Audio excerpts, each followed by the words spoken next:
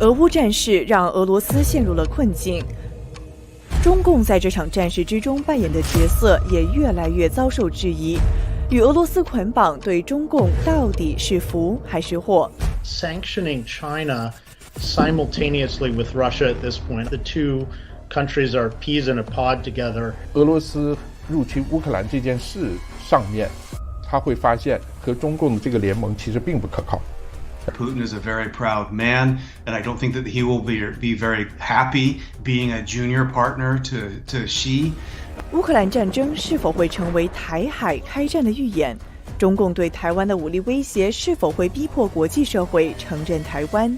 To do the right and obvious thing that is to offer the Republic of China Taiwan America's diplomatic recognition as a free and sovereign country. I support what Secretary Pompeo was saying. 不是说美国先承认台湾是一个独立国家，然后这个战争爆发，而是有可能这个战争因为某种原因先爆发了。We really need to have U.S. boots on the ground in Taiwan. We need to start decoupling from China. 大家好，欢迎收看《菁英论坛》，我是 Iris 陶明。我们知道的美国还有全世界对俄罗斯的制裁是越演越烈。Do you think it will calm down in the near future, or is it going to escalate further? And how would you describe the situation Russia is facing right now? Russia's brand is now very, very negatively perceived. Whether that matters to Vladimir Putin and his staying power, I doubt it really changes fundamentals in Russia, but that remains to be seen.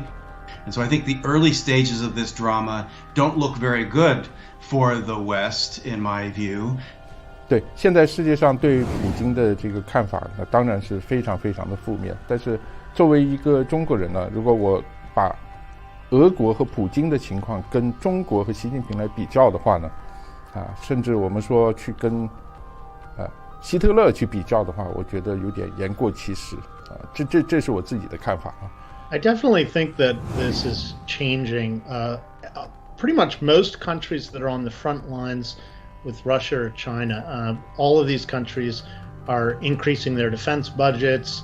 They are, some of them are potentially thinking about getting their own independent nuclear deterrent. You hear that now from Japan, and I think we should probably hear that from Taiwan as well.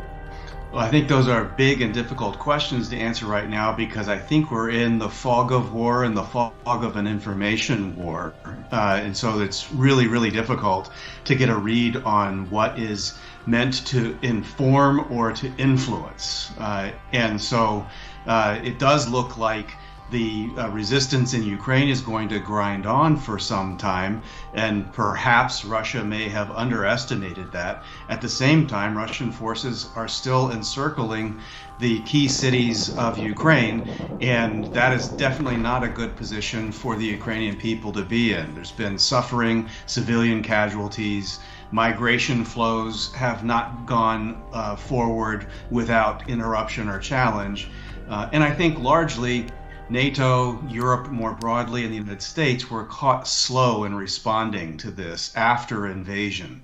And so a lot of this is still being sorted out. And of course, the condominium between China and Russia, and perhaps even extending to Iran, seems to be developing as a parallel international structure with regard to finance, energy, and probably influencing whether and how sanctions can really have an impact on these three powers that I don't think have the world's best interests at heart. The Ukrainian resistance is very reassuring and heartwarming, but I think there's still some very key acts to play out in this before we can get a good read on the global consequences of it. And Anders, the power of Western sanctions against Russia is probably unlike anything we've seen in the last 50 years. But some people, especially many Chinese people actually, believe that these sanctions are not actually working and will not have much effect. What do you think? Well, I think the sanctions are very important because they're not only hitting Russia pretty hard, but they're also telling the world that any country that wants to invade a neighbor will not, will feel this brunt of economic pain, basically. And a lot of that is signaling China about Taiwan. If China decides to go into Taiwan, as it has sometimes threatened to do, then they can expect very tough sanctions, including potentially swift sanctions, which would pull, basically pulls the country out of the world economic system. 好的，那么石山先生，我想请问一下您，包括拜登总统在内的很多人都说，普京是想要重新建立一个前苏联，那甚至有人把它比作希特勒。那我想问您，您对这样子的一个比喻是什么样的看法？以及您觉得普京的野心到底有多大呢？起码我观察到的情况是，我举个例子，比如说中国大陆到现在，因为反战公开站出来反战，只有一个人，只有一个例子，我们看到站在街上反战，当然他被捕，但是俄国的情况，你可以看到相反，到今天可能有15000人因为公开站在街上去反对这个战争而被警察逮捕。这个数字其实说明很多问题，因为我们在看这个世界的时候，我会把它分成威权主义的统治，或者是极权主义的统治，所以这个区别还是非常大的。因为在一个威权主义的这个统治的情况下呢，政治领导人给这个社会的压力是非常大，他管制也非常强势，但是他并没有做到把这个社会统治整个严密的控制起来，对，有点像共产党的社会，或者像二战之前希特勒统治的那个纳粹德国那样，这个还是有区别的。Some say that this war has changed the global strategic landscape that has been established since the end of the Cold War in 1992. So do you see a new Cold War coming at us? And if so, what kind of role do you think China will play in it? I think it's more complicated than the Cold War was from our history books and from, frankly, when I was growing up. This new axis that is coming forward, China plays a very large role, I think a central role. Sometimes that central role is operating in the background, orchestrating whether sanctions will hurt or be deflected, but it also is at the cutting edge of information warfare. It is embedded into the financial and education systems and lots of other instruments of influence within many target powers in the West.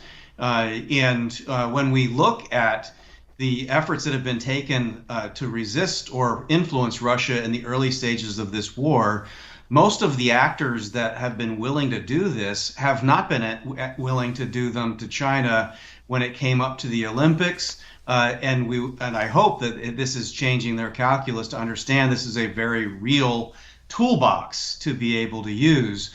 But disentangling all of these equities from the United States and the broader free world from influence out of the CCP is going to be a much bigger exercise. I think that is the first part of this broader Cold War, if we want to call it that, but there certainly is a struggle to displace what has been the dominant Western-led ethos that won the Cold War, and we were told at the end of history, allegedly, was going to endure long into the future. Clearly, Xi Jinping and Putin, and I think a few others, have other designs, and now they are forming the debate right now.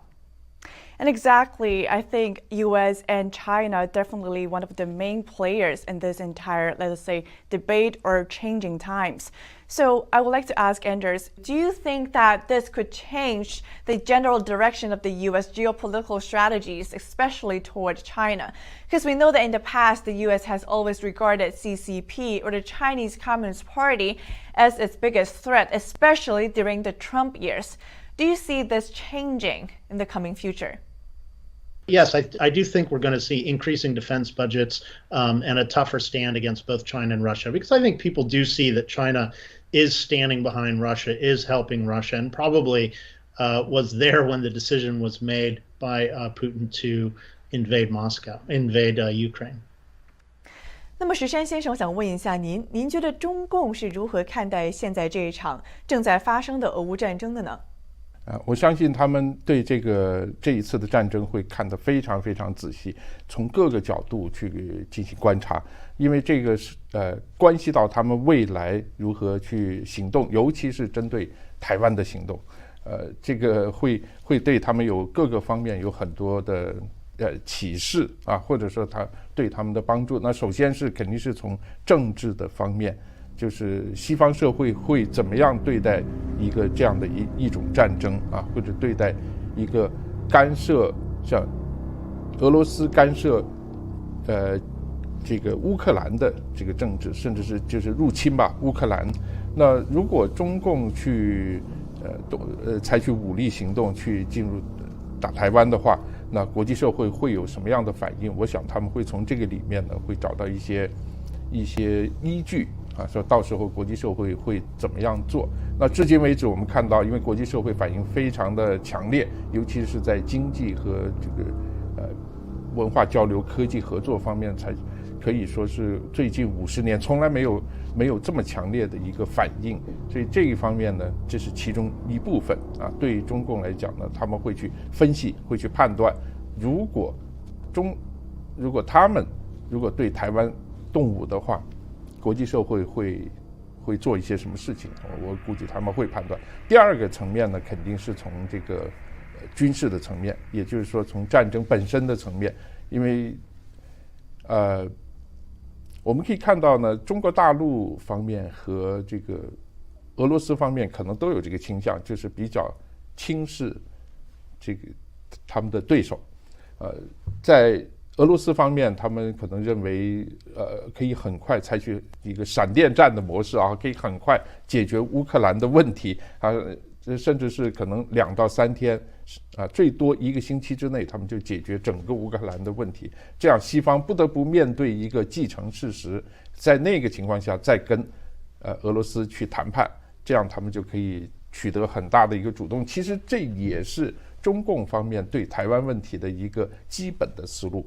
也就是他们可以采取闪电战的方式，用3天到5天，最多1个星期，把台湾问题解决掉。当然，我们可能都看到中国的有一些所谓的小粉红说，早上进攻啊，中午就占领这个台湾的总统府，晚上就开始发身份证了啊，第2天早上起来大家一起唱这个中共的国歌了。这个呢，当然这个是比较夸张一点的，但在中共官场内，在中共的体制内，确实有这样的论调，是这种比较乐观。也就是说，他们确实是比较觉得自己可以很快的解决这个问题。但是乌克兰这场战争，他们如果仔细的观察的话，都会发现情况可能远远不是这么简单。当然，中共的这个整个武器系统啊，可能跟俄罗斯不太一样，它在资讯、在科技方面，可能它的使用会比俄罗斯更多一些。所以，但是我相信，如果比如说现在或者最近2年，如果发生类似的情况的话，可能它的结果都差不多。但是他们会非常密切的关注这方面的情况，就是从政治上、和军事上都会非常认真。So speaking of the biggest threat, which one do you think it really is? Is it Russia or China? And more importantly, there are a lot of concerns right now, as we were talking about whether CCP will try to take advantage of a distracted West to invade Taiwan. And some even say that, Ukraine's today will be Taiwan's tomorrow. So what do you think about this possibility? How likely is it that it's going to happen? Well, first on the question of which is a greater threat to American national interests, whether it's Russia or China, I don't actually think that's a close call. Russia is first and foremost a challenge for Europe's relationships with it. Beyond that, it definitely has some global repercussions, and it's mostly the consequences of Europe's failure to deter Russia to use its own military and economic weight in the right ways, I think, that brings us to this point of crisis, more so than Russia-American kind of competition or conflict. China is very, very different. China is a global influencer in many, many ways, way beyond just energy and weapons of mass destruction or military affairs. China has a massive global footprint and influence, and is in some ways is much more embedded into every part of global life in ways the Soviet Union and today's Russia could only dream of. And so I think in terms of magnitude of challenge, China is just far ahead at the challenge for American national interests. The Ukraine today, Taiwan next, I understand the concern, and certainly I don't want Taiwan to be next. And so I have to be careful of my wish not being the father of my thought. At the same time, it's also very clear that the alliance structure in Europe is different from the alliance structure in Asia, and that might create some opportunities for preparing to improve deterrence with regard to China, where NATO, I think, as an alliance is struggling. And some of that is just because a North Atlantic alliance is different from a Europe alliance, which would have the pressure on them to lead. In Asia, we have separate alliances. First and foremost, the U.S.-Japan alliance, and Japan's long cultural and very substantive relationship with Taiwan is a very, very different factor for China to have to consider. I think the potential for Taiwan to endure is much greater than people assess. They forget that Taiwan endured 50 years of colonialism, 30 years of martial law. Would be very hard to control and occupy, but they could have to unfortunately endure some of the terrible, terrible humanitarian problems that Ukraine is experiencing today if we don't prepare well. But the government of Taiwan has to get serious about energy independence, at least dependence on reliable partners. And I think that the U.S.-Japan alliance looms very, very large in how to think about deterring this conflict at this point. So, Stephen, you made a very good point, which is that our alliance in Indo-Pacific is actually different than that in Europe. So we also know that Biden recently met with the Quad leaders. So do you think that this alliance will work well in the case of an invasion to Taiwan? And also, do you think the Biden administration is realizing to this enough to be able to respond to it effectively if it happens? Well, the Quad is, I think, a very good structure. It's more of an informal conversation. It is not an alliance in the sense of, say, NATO, where an Article 5, an attack on one is an attack on all. So if China were to move against a member of the Quad, India is not necessarily engaged in that conflict. And of course, the situation with Taiwan is somewhat analogous to Ukraine in that it exists outside of an alliance structure. So when people talk about Europe and NATO, Ukraine is not a member of NATO. And so it's a little bit ambiguous what their engagement and response will be. And that's at the heart of what's happening right now before our eyes. Taiwan is under the U.S.-Taiwan Relations Act. There have been mentions of Taiwan being an important interest in the U.S.-Japan alliance. There have not been similar mentions of Taiwan in the U.S.-Korea alliance or with our Southeast Asian allies.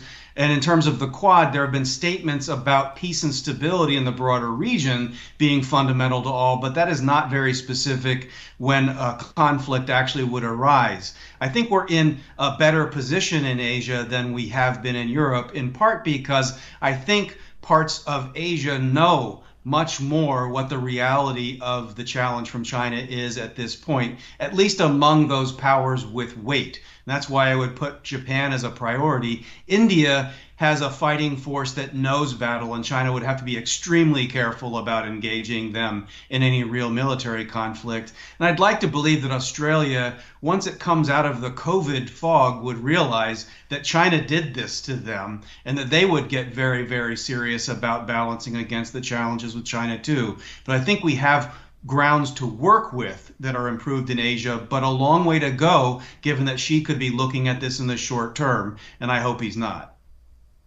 I would like to ask Anders, what do you think about the current concerns about the U.S. potentially having to fight two wars in two different theaters, and i.e. Taiwan and right now Ukraine? And how ready do you think the U.S. is for that scenario? I don't really think we're ready for it at all at this point, just because the way in which China and Russia are being incredibly aggressive, and they're also being quite strategic in terms of trying to bite off just as much as they can chew without provoking a real military response other than military aid. I think the Ukraine situation has the lesson for it in terms of Taiwan is really that Taiwan basically has to rely on itself. As much as I would love to see the Quad and other alliance systems jump in favor of Taiwan if there's a Taiwan attack, basically an invasion of Taiwan, I think that Taiwan has to increase its military preparedness. It's got to make sure that its weapons are ready, that it's got enough of them on island. I think another big issue for Taiwan is resupply.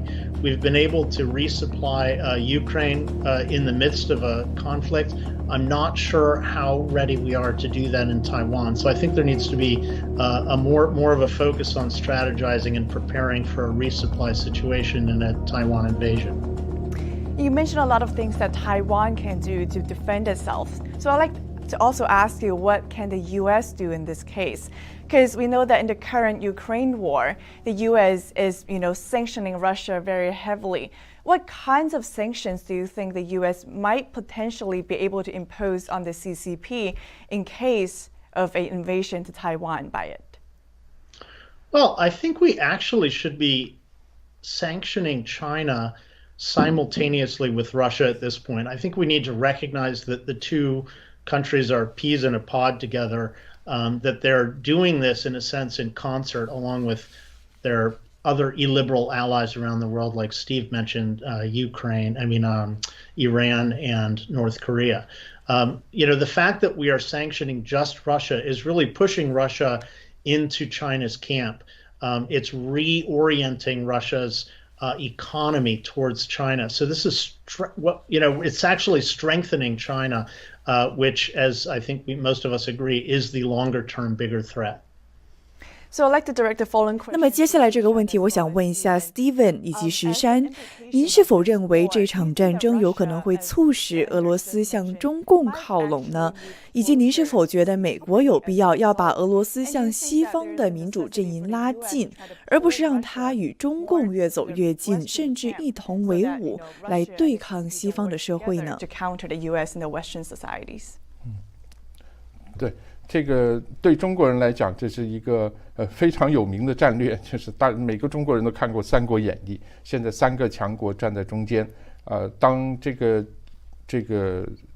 全球的这个冲突开始的时候，对美国来讲，对西方来讲，可能要看清楚最重要的这个敌人是谁，要看清楚这个。所以在过去这么多年我的意思是在川普的这个总统时代呢，是实际上美国确实是采用了一种像把俄罗斯拉入西方阵营的这样的一个尝试吧。我们不能说它这个是一个政策，它甚至是因为做这些事情受到美国国内的很多这个批评，但是这个尝试我觉得是很重要的。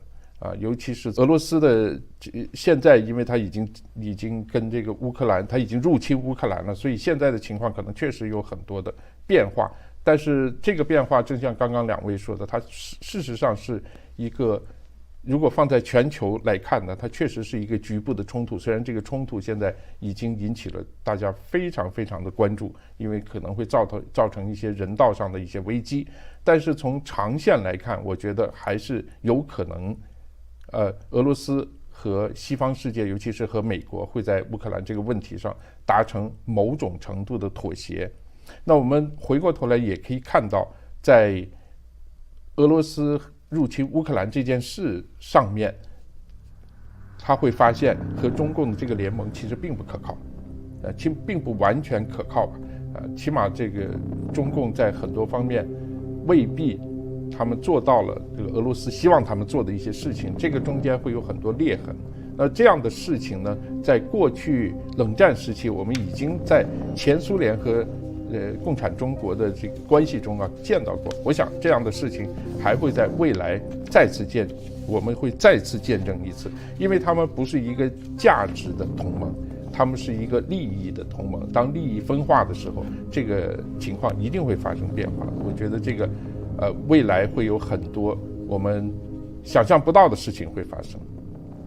Well, I think for sure a lot of the action that the United States and the West has taken is pushing Russia more comfortably into the embrace of China. I don't think that will be a good embrace for Russia in the long term. Vladimir Putin is a very proud man. Russia in this arrangement is very clearly the junior partner, and I don't think that he will be very happy being a junior partner to Xi.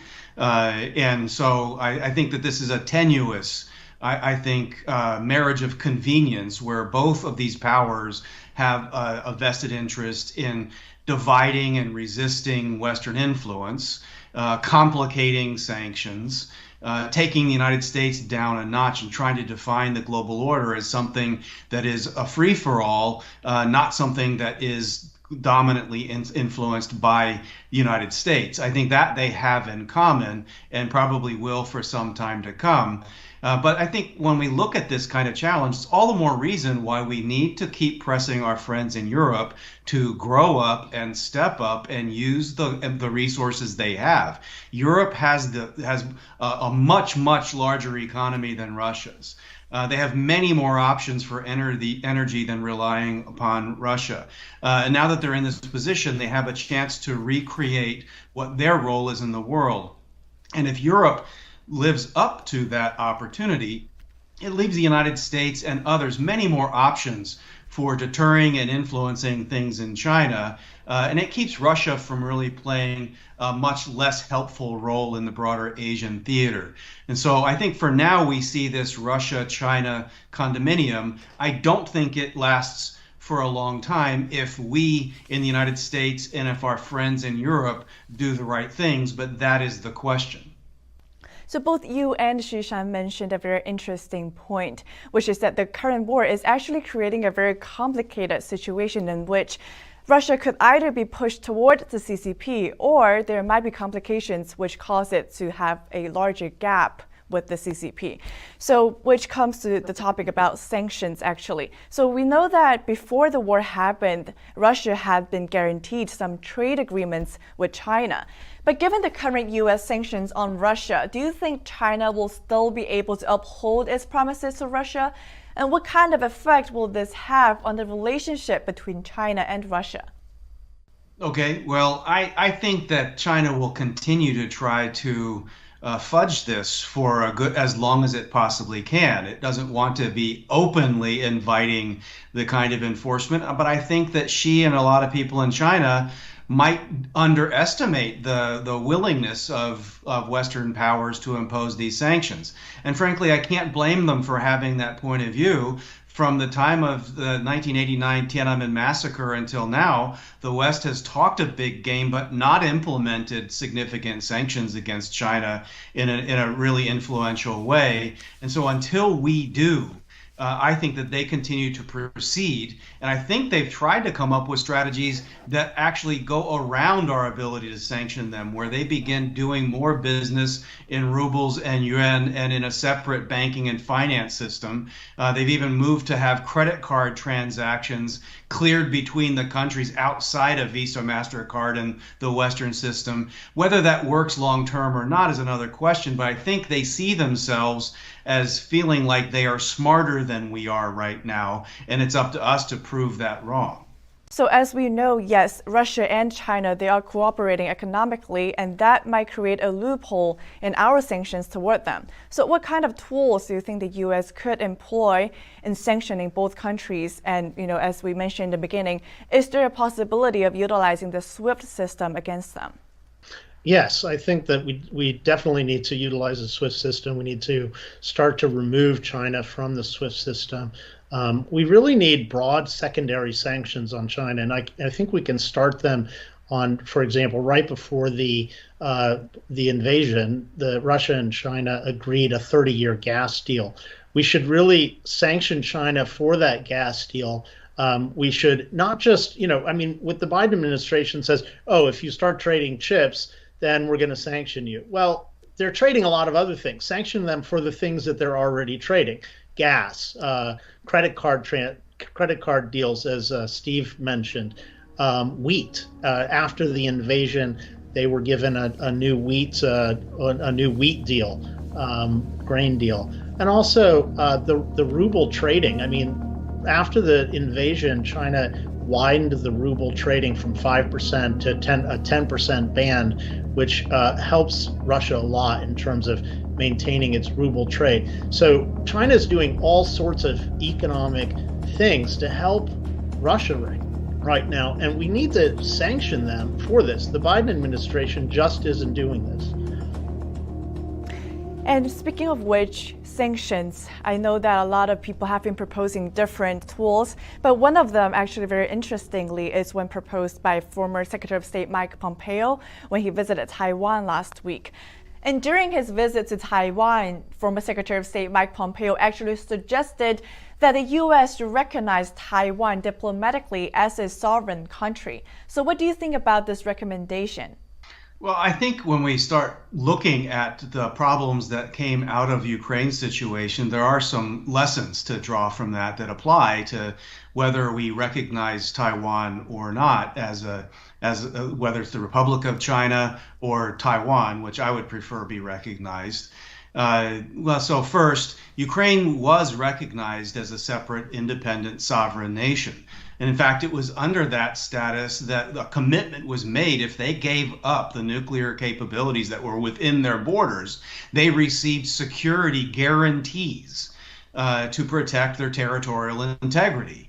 And of course, that commitment was not honored, and their territory was compromised several years ago and continues to be compromised today. And so if I'm sitting in Taipei, I would not necessarily see a recognition as a separate, independent, sovereign nation and even a United Nations member with commitments from other countries as sufficient. So I would just double down on what Anders was saying about the need for a homegrown deterrence and defense capability. However, on the other side of that, I support what Secretary Pompeo was saying, because the United States and the West and others should not be hindering Taiwan's ability to do what is necessary to get what they need. And under a lot of our national laws, that requires being recognized as a sovereign government. And so it's this gray zone that we have pretended Taiwan is in, where we have imposed impediments upon their ability to help themselves.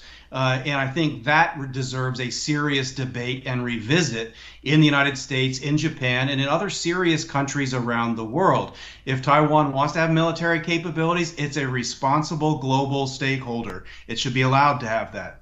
There will be financial ties that need to be revisited. But all of it, I think, is fair game and discussion, because ultimately, if Russia wants to use its revisionist claim to take another territory, we need to know that this has been talked about by the CCP for ages. And so we have to build a bulwark against them being able to make that argument and have that ability to execute it now. And as Steve mentioned, 那就像 Steven 所提到的，拿下台湾其实已经是中共多年以来的目标了。那我想请问一下石山先生，如今呢，美国的前国务卿蓬佩奥正式的提出了这么一个提议，而他本身呢也是仍然在美国政坛之中举足轻重的一位人物，甚至呢有可能美国在未来会出现这么的一个转向。那您觉得中共他看到了这一点，他会有什么样的想法，又或者行为上的动机呢？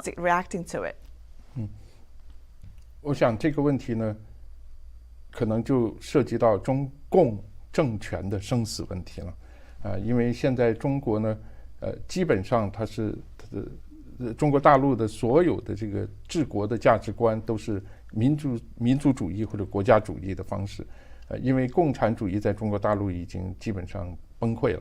是没有人去信仰这个，所以它的价值观核心实际上是民族主义的，而中国大陆也就是中国共产党所拿出来的民族主义的两个具体的内容，其中一个是抗日战争，就是他们会特别强调是中国共产党领导了这场抗日战争，这是其中一个。第二个就是台湾问题，所以这个台湾问题呢，如果台湾真正的如果要独立出去的话，或者是美国正式会承认台湾是一个独立国家的话，对中共来讲，它可能是一个关乎生死的问题，所以在这种绝望的情况下，它可能确实有可能会发起一场比较大的战争。这个我相信也是美国的政策所考虑的一个问题。所以在过去这么多年，美国一直是在帮助台湾的情况下，但是承认一个中国的政策。我记得上海公报是说，台湾海峡两岸的中国人都认为自己是也属于一个中国。至于这个中国是中华人民共和国或者是中华民国呢，那可能就是有另外的说法。但这个政策我估计会一直推行下去。我估计美国不会走到这一步，除非台湾海峡真正发生了某种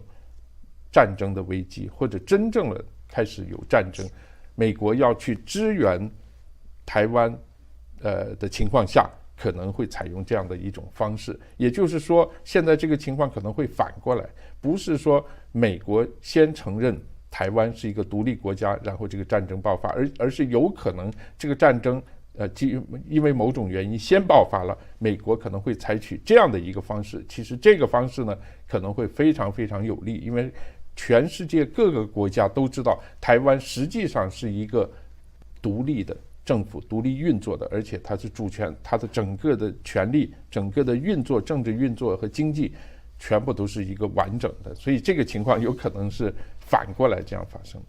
U.S. might recognize Taiwan's independence as a tool after an invasion happens. But also, while we're discussing the possibility of invasion, I would like to ask Anders, so we've seen that not only Mike Pompeo visited Taiwan, but also the Biden administration also sent a delegation to Taiwan formally around the same time. So what kind of signals do you think the U.S. is trying to send to Taiwan, especially amid this very special timing? Well, I think that, we have a bipartisan agreement that we want a peaceful situation in Taiwan. And I think that looking at Ukraine, we really need to have U.S. boots on the ground in Taiwan. We need a mutual defense treaty with Taiwan to really show and demonstrate commitment to Taiwan's defense. The problem with the Ukraine situation was that Russia believed that it could just move into Ukraine and have no real response from the U.S. and from the West. We can't allow that to happen. I mean, it's destroying cities in Ukraine. It's causing a mass refugee problem. Putin is weaponizing refugees against Europe. We just can't allow that to happen in Taiwan. And to stop that from happening in Taiwan, we need to demonstrate real commitment, I believe, with boots on the ground. What about you, Steve? What kinds of recommendations would you have first for the U.S. government as well as for the Taiwan government? If they're looking closely at what's happening in Ukraine, they might be distracted by feelings of support and camaraderie with the Ukrainian people. But what they really need to be doing, and I support them in feeling that kind of mutual connection. But what they really need to be thinking about is how not to be a next Ukraine. And so they need to start thinking very, very hard about where their lines of dependency are and where they can realign their lines of reliance with more of the free world. So when everything from trade to resources to supply chains, all of that has to have a very, very hard look, and they need to begin moving now because some of those changes will take years and years to try to fulfill. But Taiwan also has a significant challenge looking at its energy dependence, very, very vulnerable to embargo. And so I think that they need to revisit looking at clean and modern nuclear energy. As a way to be able to survive. They might also want to talk to Elon Musk about moving some of these internet stations to Taiwan before an invasion, as he did after invasion in Ukraine, so that the lights and communication can stay on if there's some kind of a threat. So when you get back to the United States, I think the first recommendation to the United States, and I have no hope the Biden administration will take it on because they're very much in a conventional and traditional policy posture. But if they were open to thinking about real change for the real world, first, do no harm. Get out of the way of those who need to do things to take care of themselves. And that applies to Japan and to Taiwan. We can't fight a potential World War III if we're still bound by the thinking that came out of World War II. And that's essentially where U.S. policy is in East Asia in too many ways. And so that's the first thing. Second, don't let the Chinese or the CCP tell us who we can and can't deal with. Whether we recognize Taiwan or not doesn't change the fact that we're America, and we'll go where we please, and we'll receive who we please, and we'll use the words that we choose. And China can find a way to adapt to that. Find some courage before it's too late, is my view. That was a very important point. I think a lot of lawmakers have made that as well, which is U.S. should stand up against the CCP without making apologies. And I would like to also lastly ask Anders as well as Xu-Shan in terms of U.S., our own national security. Just as Steve mentioned, there are a lot of things that U.S. should do, both to protect Taiwan as well as ourselves. So what... 那美国政府应该要采取什么样的措施去保护美国呢？特别是我们看到现在世界上可以说是危险重重，又有乌俄打仗，又有来自中共的威胁。对我来讲，我看到美国对华政策最务实也是最有效的，其实是上一届政府的国务院，也就是蓬佩奥国务卿他提出来的一个观点，也就是把中国和中共分开，把中国政府和中国人民要分开。我觉得如果从这个角度去继续下去的话，会在中国发生很大很大的变化。实际上我们也看到了很多变化，在我们过去的新闻采访里面，在我们接触的和中国人的接触当中，我们看到了很多这种变化。这个如果这种政策一直推行下去的话，我觉得会有很大的作用，甚至比军事上的投入或者比很多经济上的一些制裁或者贸易战它起到的作用可能都大。这个是可能很多在美国的美国人是未必能够认识到的一个问题，他们会把中国当成一个整体，实际上中国并不是一个完整的一个整体，它在共产党的统治之下，这里面有很多的问题。这个如果能够往这个方向走，其实也应了孙子兵法里面说的上兵伐谋这个其次伐交，其次伐兵就是最后才打仗。最开始呢，要用很多这种谋略，或者用很多时与势的方式来解决这个问题。我觉得那个可能是一个最好的问题，要把共产主义的这个价值观要搞清楚。事实上，中共利用这个共产主义的价值观来对抗美国，或者对抗自由和民主的这个价值观，已经很多年了。在我的记忆里面，我们在中国大陆上大学80年代，在中国和美国关系最好的那个黄金时代，在中共的所有的政治教科书里面都是对美国是极端敌意的，共产党从来没有觉得美国人真的是我们的朋友，所以这一点恐怕很多美国人并不清楚。Well, I think that mentality is definitely important. We need to be tougher across the board on economic and military issues with China and Russia. One of the issues is that we've in part been paralyzed. Our policy response to China has been paralyzed by the deep economic ties we have with the country. We need to start decoupling from China because our economic trade with China, over $600 billion a year, our $2.3 trillion of institutional investments in China are really paralyzing our politicians because we have such a close link between our economic elites and our political elites in the United States. So we need to start reorienting our trade and investment to friendly countries. We need to empower other democracies, other allies, instead of empowering Beijing with our trade and investment. And at home, we need to take a much tougher stand against even American businessmen who doing business in China, who are then trying to influence Washington, D.C. to take a soft stand. 好的，到节目的最后呢，我们也想说，无论这个世界有多么的险恶，甚至变得越来越复杂，我们仍然希望这个世界充满和平，没有战争。到最后也非常感谢我们的3位嘉宾今天给我们带来精彩的分析。今日论坛节目也会持续为大家关注世界以及关于中国的种种大事。感谢大家的收看，我们下一期再会。